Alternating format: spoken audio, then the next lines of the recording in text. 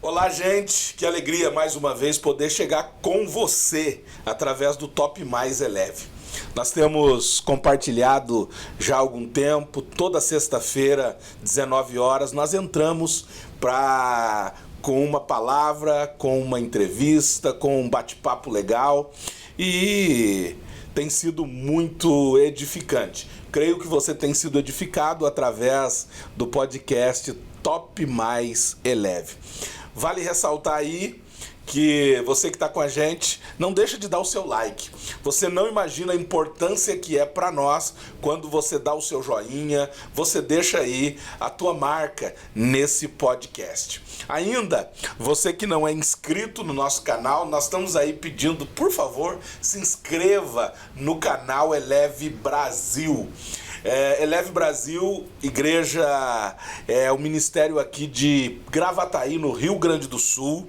Estamos aqui na Avenida Brasil 315, um lugar para estar, uma família para pertencer. A Eleve não é um lugar para frequentar, a Eleve é uma família para pertencer. Então você que ainda não nos conhece como nós nos movemos, é importante que você venha estar com a gente em uma das nossas celebrações. E para completar aí, eu vou pedir aí para nossa técnica que solte agora, já na sequência, o nosso institucional.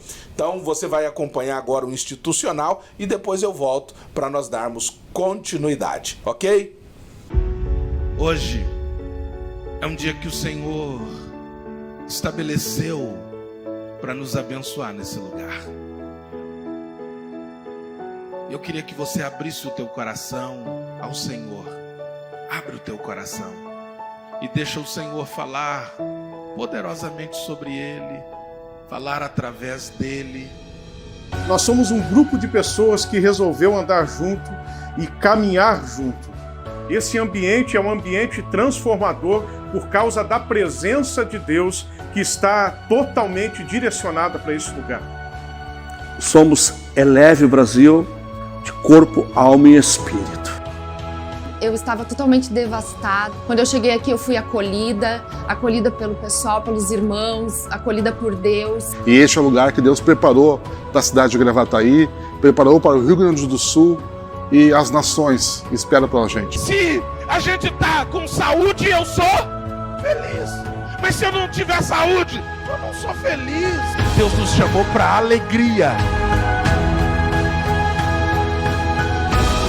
Por quê? Porque tem alegria. E essa alegria, ela vem de onde? Do Espírito. Ela vem do Espírito. Ela vem de lá. Ela vem de cima. Levanta a tua mão mais alto que você puder, porque agora Ele está ministrando sobre a tua vida essa alegria. Ei, você entrou aqui e diz: parece que está tudo errado, tudo acabado, mas a alegria do Espírito é na tua vida.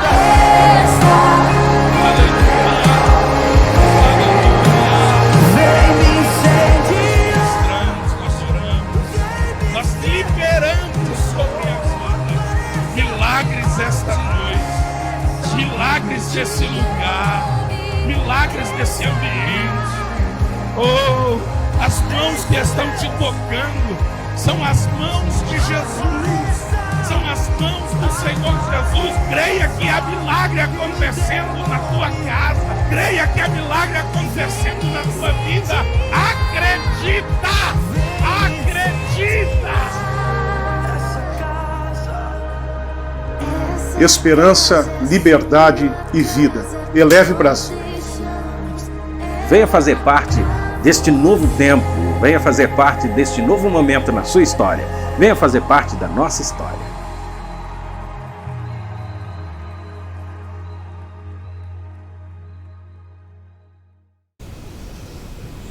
Gente, estamos aqui de volta para esse tempo precioso e eu quero ainda mandar um abraço para toda essa gente linda que está nos acompanhando. E em especial quero deixar o abraço aí, pastor Fernando Aires, lá em Pantano Grande. Toda a nossa igreja em Pantano Grande. Essa gente linda desta cidade que tem feito a diferença. Uma congregação linda, você que mora na região de Pantano Grande,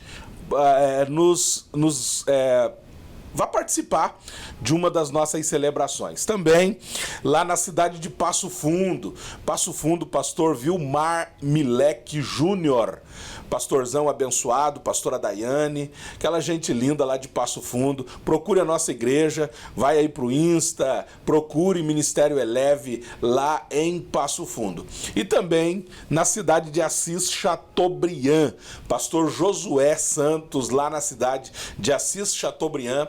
É uma cidade linda lá no estado do Paraná. E nos procure aí através das redes sociais e você vai descobrir nossas redes sociais e vá lá, participe de uma celebração, ok? E é claro, deixa um abraço, Passo Fundo, deixa um abraço aí para Assis Chateaubriand e toda essa gente abençoada em nome de Jesus. Hoje nós estamos aqui para mais um bate-papo e hoje está nosso líder jovem, nosso líder do Ministério Jovem, pastor do Ministério Jovem, Felipe Oliveira. Eu já ia dizer outro sobrenome aqui para ele, mas não fica legal. Felipe, dá um alô aí para toda essa galera que está nos acompanhando e aí nós vamos seguindo aí. Paz, como é que está? Graça e paz, família. Sou o Felipe, como o apóstolo falou, aqui da Eleve. Me converti nessa casa, faço parte dessa casa há mais de 3 anos e estamos aí hoje para somar. Se converteu aqui, né? Me converti aqui. Converteu aqui. Como é que foi essa experiência? Como é que foi a tua conversão? Como é que você chegou aqui? Como é que você estava? Enfim, conta um pouquinho da tua história. Tudo foi um processo de amadurecimento, né? Aos poucos. Mas lá em 2018 já foi o ano em que Deus resolveu impactar minha vida assim de uma maneira extraordinária, né? Eu tive um encontro com ele, com um mestre de artes marciais que eu treinava. Ele tinha visto que meu desempenho já não estava mais o mesmo na aula. Ele me perguntou o que tinha acontecido na minha vida. Eu na época morava sozinho, estava passando por umas dificuldades depressivas na minha casa. E ele me apresentou Jesus, só que Jesus de uma maneira diferente assim que eu tinha acostumado a ser apresentado, né? A gente sempre tem como referência as televisões, né? A gente olha lá, aquele pessoal lá do Valdomiro, da Record. Eu tinha essa referência assim de pessoas que apresentavam Jesus, mas ele nunca havia me apresentado Jesus de certa forma como uma pessoa. Eu tive esse primeiro contato numa aula de artes marciais, que o meu mestre ele me apresentou. Ele chegou e foi aquilo, a forma com que ele trouxe foi determinante para a tua vida. Exatamente, como uma pessoa, né? Não como alguém realmente a ser apresentado, porque a gente de uma maneira natural, a gente pensa que até a gente chegar a uma divindade, tipo assim, cara, como é que eu falo com Deus? Deus é o criador do universo, de tudo, como assim ele me ouve? Como assim eu falo com ele? Eu nunca tinha tido esse contato. E quando eu tive esse contato, que na verdade ele foi apresentado como carne, como Jesus, aí que eu comecei a entender o processo, né? Eu acreditei, ele me deu um fundamento no qual eu ler, eu acreditar, eu meditar durante a semana, que foi Salmo 91. Foi o salmo ali, né? O versículo ali responsável pela minha conversão.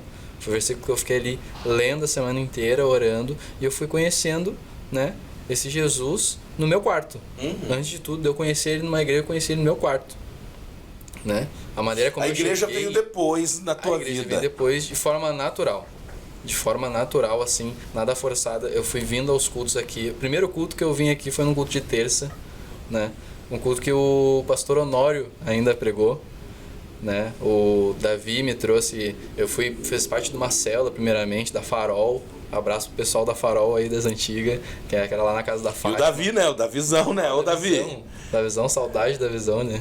E aí eu vim aqui, fiz parte dessa família, comecei a entender o processo de reino como família, né? Porque o primeiro vislumbre que eu tive foi de como a Eleve ela se movia na questão de família, né? Eu vim aqui, eu tinha o paizão que era tu, eu tinha o tio, eu tinha o vô, que era o Valtuir, a avó, que sabe, aquele negócio de família, cada um cuidava ali de uma maneira especial e única. E eu, cara, me embelezei com isso. eu olhei aquilo ali assim, meu Deus, eu quero essa família pra minha vida. Quero fazer parte disso. Quero fazer parte disso. E foi aí que começou o processo. Aí depois disso você foi para um encontro. Fui ao encontro. O encontro ali também foi para arrancar um monte de coisa que precisava ser arrancado. O encontro é o divisor de águas, né? É ali onde a gente decide de cara, é esse Deus que eu quero servir e ponto. Né? Foi lá em São Ludgero. Eu fui junto com uns 5, 6 pastores. Eu e o William também, abraço pro William. A gente foi junto lá para ser ministrado, porque lá foi meu divisor de águas, foi onde eu decidi realmente que eu queria servir esse Jesus na minha vida. E de lá em diante eu só comecei a subir. Ok. E no meio disso, a questão ali de maturidade, de crescimento espiritual, como é que foi para você que, na verdade, teve uma experiência através de alguém que lhe apresentou Jesus, na sequência veio a igreja, veio aquela família e todo mundo te procurando, né? Vem cá, a célula, que foi também algo muito interessante, porque a célula deu outra conotação a respeito da igreja, do cuidado de estar junto ali com aquela galera, comendo, estando junto, mas veio coisas, por exemplo, estabelecimento de propósito, de você entender isso e de entender maturidade. Como é que foi isso? Foi tudo um processo racional, né? Porque, de uma maneira natural, às vezes a gente segue propósito na nossa vida, a gente faz coisas pela qual a gente não sabe o porquê. Né? De uma maneira racional, o Evangelho é nos mostrado de uma maneira racional. Do porquê que a gente age, do porquê que a gente faz certas coisas, né? De como o processo natural da nossa vida, na verdade, a gente vem do mundo, a gente acha que a nossa liberdade, o nosso livre-arbítrio, ele vem da nossa vontade, do nosso coração. A gente não sabe o quanto que foi doloroso na nossa vida, o quanto que os traumas falaram quem a gente é na nossa vida, porque verdadeiramente Deus quer a nossa vida. O processo de maturidade, acima de tudo, é uma escolha. É uma escolha que tu vai fazer na tua vida. Porque, de maneira racional, a gente pensa muitas vezes naquilo que nos faz bem e naquilo que não nos faz. Então, comecei a entender o Evangelho de uma maneira racional. Tá, mas o porquê disso? O porquê que isso é pecado? As perguntas foram vindo. As perguntas foram vindo. E elas automaticamente, ou através de pessoas, ou através da Bíblia, foi vindo as respostas. Através de um tempo de mesa, de um discipulado, de uma pesquisa, de um estudo, né? Acima de uma mensagem. De uma mensagem, a gente vai vendo o processo de uma maneira natural. Porque quem tem ouvidos, ouça.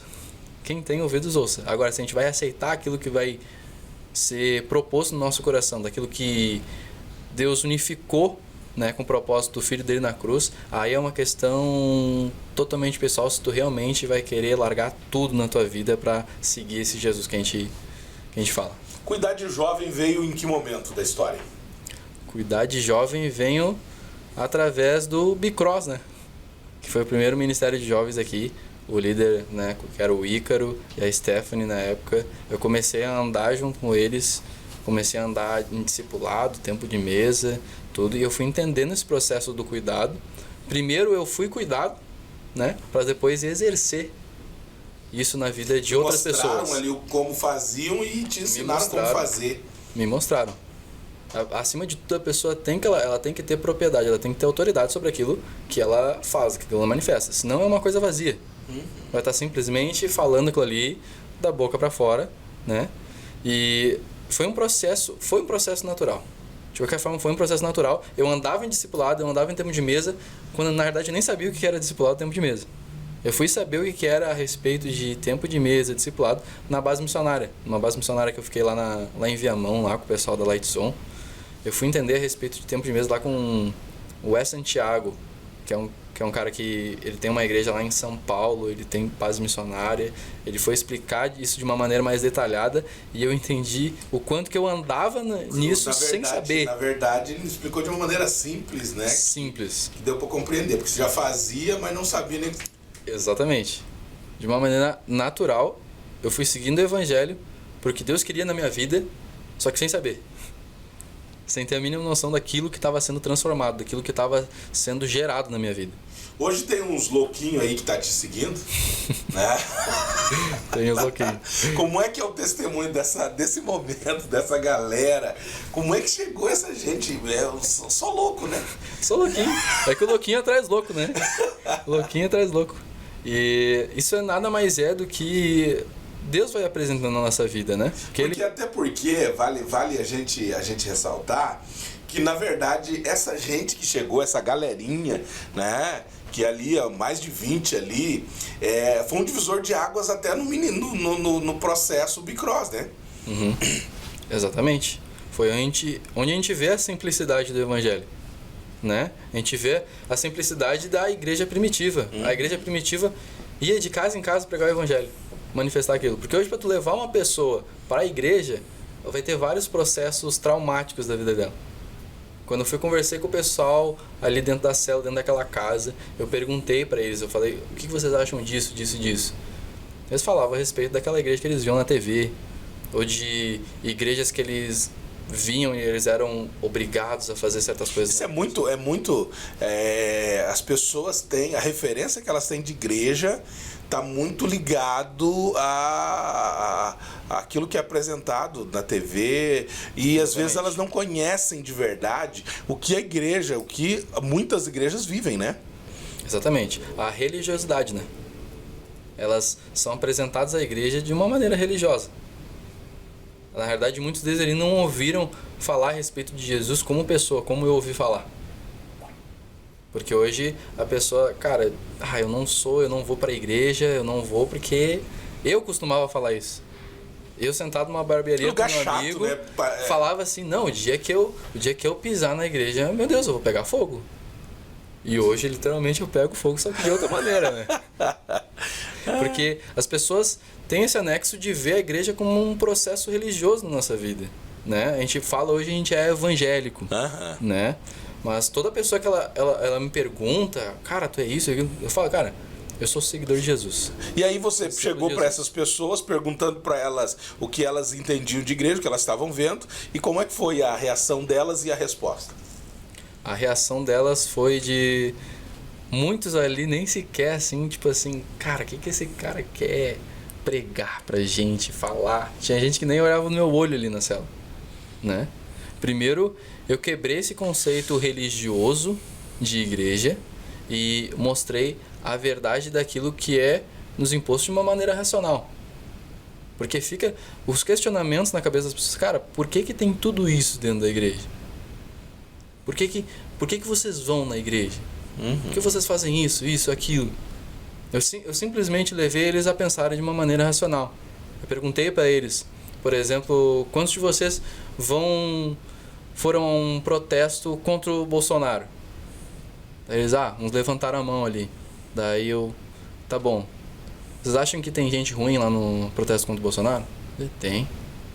E tá, beleza, mas vocês deixam de ir naquele lugar por causa das pessoas ruins? Falou, não, a gente vai lá por um propósito.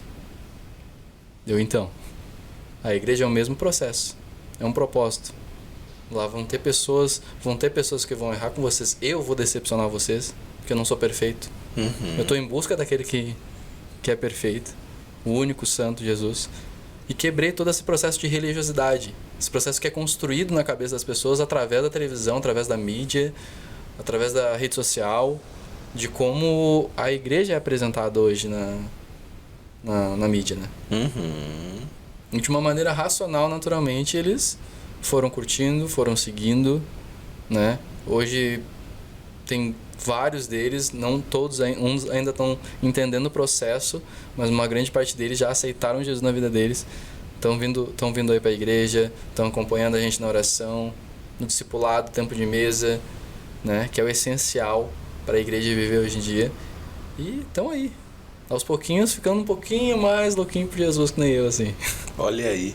E, na verdade, hoje eles já estão entendendo, né? Já estão crescendo na fé, avançando. Exatamente. São novinhos ainda, são bebezinhos no sentido, em todos os sentidos, de tanto de tempo quanto de maturidade, mas estão desejosos, né? Sim, exatamente. Estão com vontade de fazer. Me diga uma coisa, porque isso daqui é importante, eu creio que é importante no sentido Se você fosse falar dos teus sonhos hoje, o que você diria? Quais são os sonhos do Felipe? Meus sonhos é viver inteiramente de missões. 100%. 100% de missões. Sabe? De que isso aqui que a gente está construindo hoje seja só um processo inicial do que está por vir.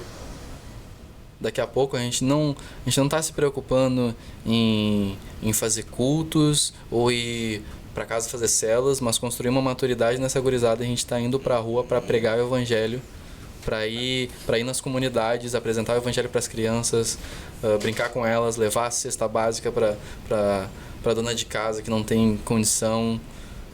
Porque se baseia nisso. Jesus estaria nesses lugares hoje em dia.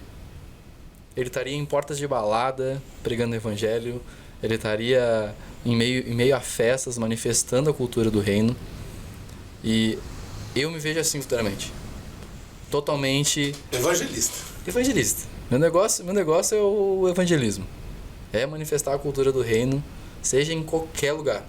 Qualquer lugar mesmo. Glória a Deus. É interessante observar uma coisa, porque até a respeito de dado para nós, nós hoje somos 1/3, interessante isso daqui para você aí, hoje nós somos 1/3 da população brasileira evangélica. E os dados para esse tempo dizem que daqui a 10 anos, metade da população brasileira vai ser evangélica. Importante que as lideranças, a igreja desse tempo se reinvente,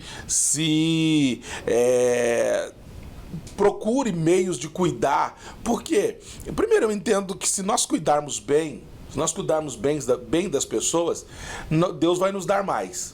Porque se você dá um presente para alguém e daqui a pouco você percebe que aquela pessoa não cuida do que você deu, automaticamente você vai dizer, não vou dar mais. Né? Então, se nós não cuidamos das pessoas, Deus vai dizer, eu não vou te dar mais. Se você cuida bem dos jovens que Deus te dá, Ele diz assim, você está cuidando bem, eu vou te dar mais. Mas também pode haver ali a questão de dizer, não está cuidando bem, não vou acrescentar. Mas uma das coisas interessantes para esse tempo é a gente entender que o crescimento para esses próximos 10 anos vai ser exponencial. A igreja precisa estar pronta para receber essa gente que vai chegar. E ser a igreja da qual essas pessoas vão procurar. Bem como sermos uma porta de entrada. Uma porta de entrada para que, quando isso acontecer no coração das pessoas... Até porque foi feito um comentário legal aqui, que as pessoas têm uma ideia sobre igreja. E a gente precisa apresentar mais essa nova igreja, esse novo conceito de igreja. Igrejas que estão vivendo coisas diferentes e não estão vivendo a religiosidade, estão fugindo daquilo que é o tradicional, mas trazendo pessoas para dentro do contexto que, na verdade, em algum tempo a gente estaria condenando. Né? Por causa da aparência, por causa do jeito do cabelo, por causa do jeito da roupa, porque na verdade a gente acreditava que as pessoas só eram convertidas se elas tivessem um estereótipo. A gente desenhava o estereótipo da qual elas deveriam estar.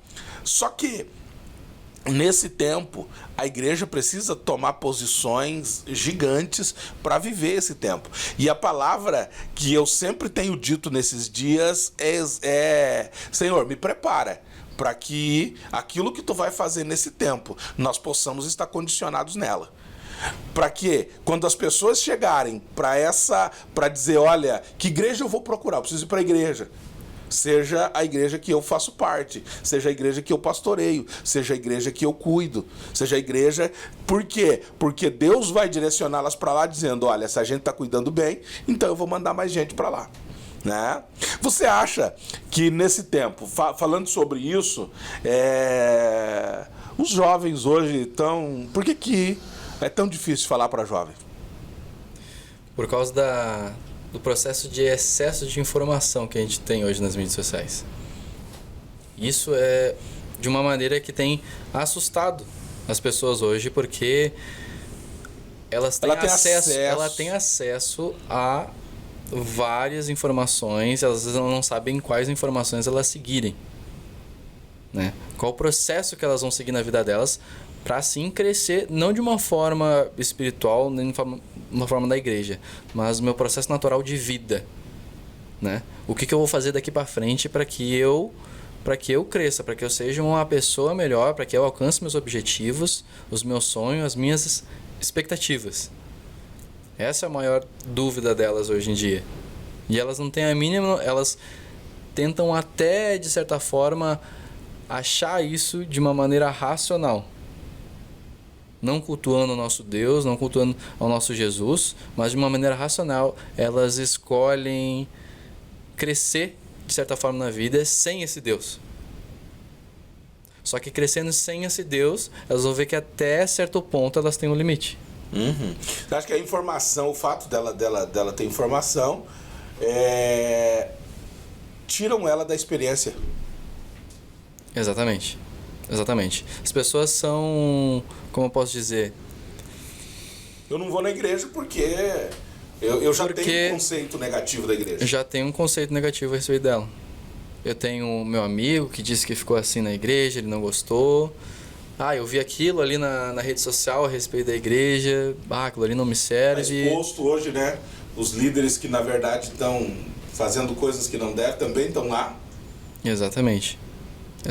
Tudo exposto na mídia e as pessoas, elas simplesmente escolhem de uma forma, como eu posso dizer, elas engajam aquilo ali na nossa vida como se aquilo ali fosse uma verdade plena de todo cristão.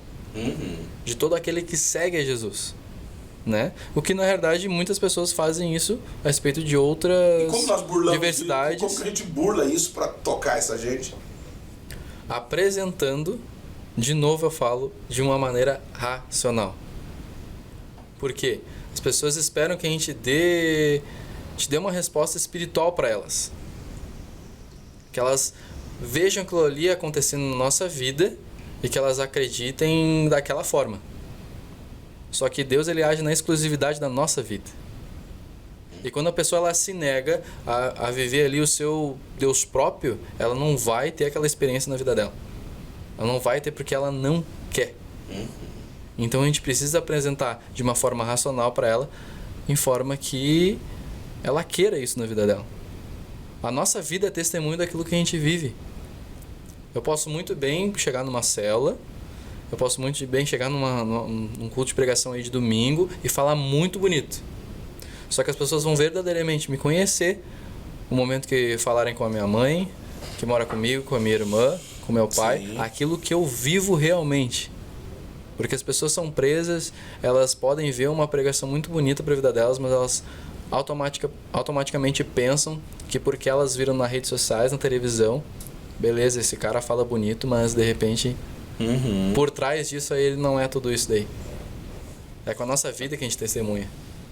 Acaba trazendo faz um nó, né, na cabeça. Faz um nó na cabeça da pessoa. Faz um nó muito grande na cabeça e para esse tempo a gente precisa mudar muita coisa e deixa uma palavra para os jovens nesses dias.